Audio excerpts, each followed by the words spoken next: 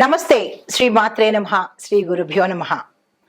మన ఖగోళ శాస్త్రంలో జ్యోతిష్యం ప్రకారము ఖగోళంలో ఎప్పుడు ప్రతి నిత్యము ఈ గ్రహాలు సంచారం చేస్తూ ఉంటాయి. చంద్రుడు 2.5 రోజులకు ఒకసారి సంచారం చేస్తుంటాడు. సూర్యుడు ప్రతి నెలకు ఒక్కొక్కసారి ఒక్కొక్క రాశిలోకి తన సంచారాన్ని చేస్తుంటాడు. అయితే ఈ సంచారం చేయడం వల్ల రాసులకు శుభ ఫలితాలు, మిశ్రమ ఫలితాలు ఇలాగా ఇవ్వడం పరిపాటి. అయితే ఇప్పుడు మనం చెప్పుకునేది ఈ సూర్యుడు మేషరాశిలోకి ప్రవేశిస్తున్నాడు. అంటే మనకి గుర్తుందా మీకు? సూర్యుడు మకర రాశిలోకి ప్రవేశిస్తే దాన్ని మనం ఏమని చెప్పుకునే వాళ్ళము? మకర సంక్రాంతి అని చెప్పుకుంటాము, అంటే సంక్రాంతిగా చెప్పుకుంటాము. అప్పుడు జనవరి నెలలో మనకి మకర సంక్రాంతి ఎప్పుడు కూడా జనవరి 13 లేదా 14వ తారీఖున ఈ సంక్రమణం జరుగుతూ ఉంటుంది. అలాగే ఇప్పుడు మనం ప్రస్తావించబోయే అంశంలో సూర్యుడు ఏప్రిల్ 13 నుంచి లేదా 13, 14 ఈ 2 దినాలలో ఏదో ఒక రోజు, అంటే 13 నుండి 14 ఇలాగా అంటే గ్రహ గతులు మారినప్పుడు సమయం కూడా మారుతుంది. అయితే ఈసారి మనకి సూర్యుడు మేషరాశిలోకి ఏప్రిల్ 14వ తారీఖు 2025వ సంవత్సరంలో సంచారం చేయబోతున్నాడు. అయితే సూర్యుడు గమనము మనకి నెలకి ఒక్కొక్క రాశిలోకి వెడుతుంటాడు. చంద్రమాన ప్రకారము మనకి అంటే ఒక గణన లెక్కించడం జరిగితే సౌరమానం ప్రకారము మనకి ఇది కొత్త సంవత్సరం కింద లెక్క అవుతుంది అనమాట.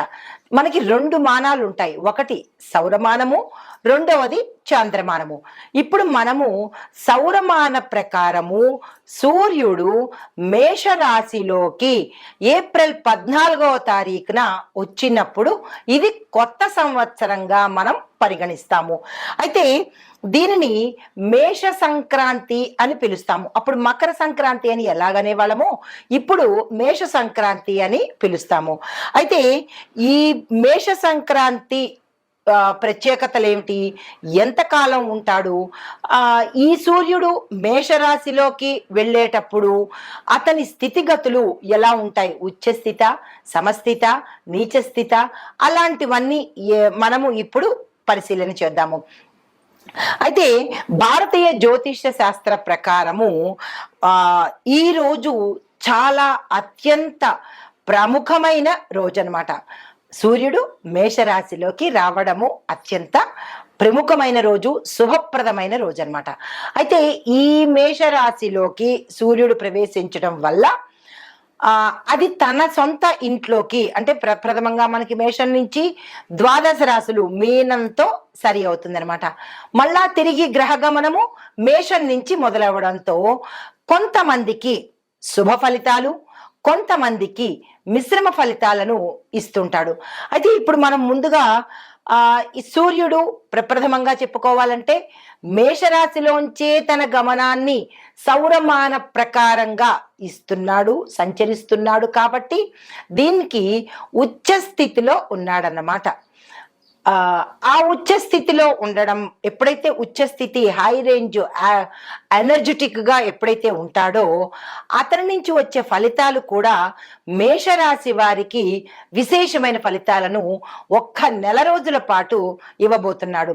అయితే ఈ ఫలితాలు ఎవరెవరికి ఎలా ఉండబోతున్నాయి అంటే అన్ని రంగాల్లో ఉన్న వాళ్ళకి, అంటే విద్యార్థుల దగ్గర నుంచి ఉద్యోగస్తులు, వ్యాపారస్తులు, వ్యవసాయదారులు, పారిశ్రామిక రంగం వాళ్ళు, రాజకీయ రంగం వాళ్ళు, చిత్ర పరిశ్రమ వాళ్ళు, తరువాత ఐటీ రంగం వాళ్ళు, స్త్రీలకు, ఇలా ప్రతి ఒక్కళ్ళకి విశేషమైన ఫలితాలను అందివ్వబోతున్నాడు.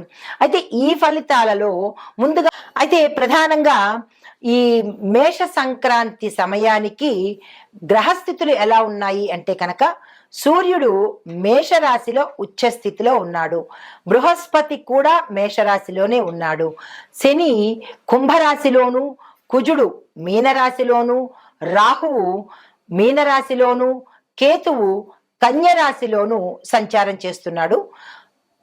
తదుపరి రాశి తులారాశి.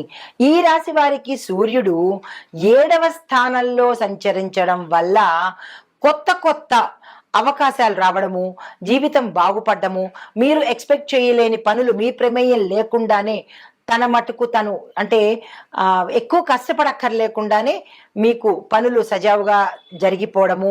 దీంతో పాటు వివాహితులకు కొన్ని చిన్ని భేదాలు మీ యొక్క కుటుంబంలో వచ్చే అవకాశం కనబడుతోంది, జాగ్రత్తలు తీసుకోండి. అయితే వ్యాపారస్తులకు మాత్రము అంటే వ్యాపార వర్తక వాణిజ్య పారిశ్రామిక రంగాల్లో ఉన్న వాళ్ళకి మంచి జరిగే అవకాశము, విశేషమైన ధనము రావడము, లాభాలు రావడము, పెట్టుబడులు ఇంక్రీజ్ అవ్వడము, ఇలాంటివన్నీ అంటే వీరికి చాలా చక్కగా ఉంటుంది. వినియోగదారుల యొక్క ఆదరణ వీరికి అంటే వినియోగదారుల యొక్క అంటే కస్టమర్స్ యొక్క సంఖ్య పెరుగుతుంది. అంటే సంఖ్య పెరుగుతోంది అంటే లాభాలు వస్తున్నట్టు, మీ యొక్క వ్యాపారం మీద వారికి నమ్మకం కలిగినట్టుగా సూచన అన్నమాట. అయితే వ్యాపారస్తులకు చాలా చక్కగా ఉండబోతోంది. రాజకీయ నాయకులకు చూసినట్టయితే కొన్ని మీ యొక్క అంతర్గతంగా ఇంటర్నల్గా కొంతమందితో విభేదాలు వచ్చే అవకాశము, పదవులకి ఎసరు పెట్టే అవకాశము, మిమ్మల్ని తక్కువ చేసే అవకాశము, అప్రదిష్ట పాలు కానీ లేదా అంటే అపవాదులు మీ మీద వేయడం కానీ ఇలాంటివన్నీ గోచరిస్తున్నాయి. చాలా జాగ్రత్తలు తీసుకోండి. తొందరపడి ఏ నిర్ణయాలు రాజకీయ నాయకులు తీసుకోకండి. 1కి 2 సార్లు పెదవి విప్పాలి అంటే 1కి 2 సార్లు ఆలోచించి అది అవునా కాదా, చెప్పొచ్చా చెప్పకూడదా, ఇలాంటి అంశాలను పరిగణలోకి తీసుకుని మీ యొక్క శ్రేయోభిలాషులకు మాత్రమే, అతి నమ్మకస్తులకు మాత్రమే ఇది చైనా వద్దా అనే సలహా అడిగి తీసుకున్నట్టయితే కనుక కొంత మీ యొక్క శత్రువులకు దూరంగా ఉండే అవకాశము, వారి చేతిలోకి వెళ్ళని పరిస్థితి వచ్చే అవకాశము గోచరిస్తోంది. చాలా జాగ్రత్తగా ఉండండి. ఇంకా ఐటీ రంగంలోనూ సినిమా రంగంలోనూ చూసినట్టయితే కనుక మిశ్రమ ఫలితాలు కనిపిస్తున్నాయి. మీ యొక్క కష్టము వేరే వాళ్ళకి వెళ్ళడము, లేదా ఒక్కొక్కసారి మీ అంతటి మీరే చెయ్యలేని పరిస్థితి, లేదా ఉద్యోగం మానేసే పరిస్థితి, కొంతమందికి ఉద్యోగం పోయే పరిస్థితి, ఇట్లాంటివన్నీ డిస్టర్బెన్సెస్ ఈ రాశిలో కనబడుతున్నాయి. జాగ్రత్తలు తీసుకోండి. అలాగే సినిమా పరిశ్రమ వారికి మీ యొక్క మీకు రావాల్సిన ఆఫర్స్ అనుకోండి, పారితోషికం అనుకోండి, వేరే వాళ్ళకి తన్నుకుపోయే అవకాశము గోచరిస్తోంది. జాగ్రత్తలు తీసుకోండి. ఎవరిని నమ్మే ప్రయత్నం ఈ 30 రోజులు చేయకండి. అయితే ఇంకా కుటుంబ పరంగా చూసినట్టయితే మిశ్రమ ఫలితాలు కనబడుతున్నాయి. కుటుంబంలో చిన్ని గొడవలు రావడము, కొంతమంది మాట పట్టింపులతో విడిపోయే పరిస్థితి రావడము, శుభకార్యాలు వెనక్కి వెళ్ళి అది పోస్ట్ పోన్ అవ్వడమైనా అవ్వచ్చు, ఆగిపోవడమైనా అవ్వచ్చు, లేదా పూర్తిగా కొన్ని నెలల పాటు ఆగిపోయే అవకాశము ఇలా గోచరిస్తోంది. జాగ్రత్తలు తప్పనిసరిగా తీసుకోండి. అయితే ఇంకొక విషయం ఏంటంటే స్త్రీలకు అనారోగ్య సూచనలు చాలా ఎక్కువగా కనపడుతున్నాయి. జాగ్రత్తలు తప్పనిసరిగా తీసుకోండి. మరీ ప్రత్యేకించి అయితే ఈ రాశిలో ఉండే స్త్రీలకు కొన్ని అంతర్గతంగా కొన్ని అంటే వ్యాధులు కానీ ఇన్ఫెక్షన్స్ కానీ వచ్చే అవకాశం కనబడుతోంది. చాలా జాగ్రత్తలు తీసుకోండి. అవసరమైతే డాక్టర్ పర్యవేక్షణ తప్పనిసరిగా తీసుకునే ప్రయత్నం చేయండి. అయితే ఈ రాశిలో ఉండే వారికి చెప్పదగిన ప్రత్యేకమైన పరిహారాలు లక్ష్మీ అమ్మవారి పూజ ప్రతి శుక్రవారము చేసుకోండి. అంటే ధనానికి సంబంధించిన ఇబ్బందులు పడేవారు కానీ, ఎవరికైనా ధనం ఇచ్చి తిరిగి రాబట్టుకోలేని పరిస్థితి, వాళ్ళు ఎగవేసే పరిస్థితి ఉన్నవాళ్ళు మాత్రము తప్పనిసరిగా అమ్మవారి పూజ తప్పనిసరిగా చేసుకోండి ప్రతి శుక్రవారము. అయితే చేసేటప్పుడు చెప్పవలసిన మంత్రము ఓం శ్రీం మహాలక్ష్మియై నమః అనే ఈ మంత్రాన్ని మీరు 108కి పైనే ఎన్నిసార్లు చదువుకోగలిగితే అన్నిసార్లు చదువుకున్నట్టయితే కనుక మీకు ధనపరంగా ఏదైనా ఇబ్బందులు ఉన్నా తొలగిపోయి సమయానికి ధనము అప్పు చెయ్యకుండా మీ దగ్గరకు వచ్చే అవకాశము కనబడుతోంది. ఇది ఈ రాశి వారికి మేష సంక్రాంతి సందర్భంగా చెప్పదగిన పరిహారాలు, సూచనలు. నమస్తే.